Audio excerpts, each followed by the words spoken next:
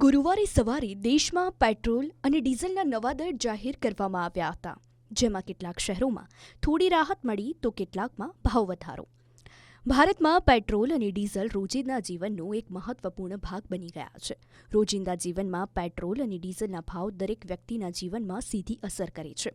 ભારતમાં oil marketing કંપનીઓ દરરોજ સવારે 6 વાગે ઇંધણના ભાવ અપડેટ કરતા હોય છે, જે દરેક શહેરોમાં અલગ અલગ હોય છે. ત્યારે વાત કરીએ 17 જુલાઈની, તો પેટ્રોલ અને ડીઝલના લેટેસ્ટ રેટ જાણીએ તો સમગ્ર ગુજરાતમાં પેટ્રોલનો સરેરાશ ભાવ 94.94 રૂપિયા છે. આ સાથે વાત શહેરોની કરી લઈએ. અમદાવાદમાં આજે પેટ્રોલનો ભાવ 94.49 રૂપિયા પ્રતિ લીટર છે.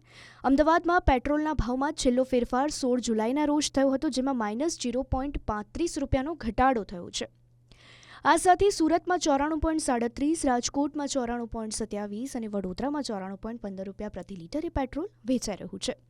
આ સાથે તમને ડીઝલની કિંમતો પણ જણાવી દઈએ તો સમગ્ર ગુજરાતમાં ડીઝલનો સરેરાશ ભાવ 90.62 રૂપિયા છે.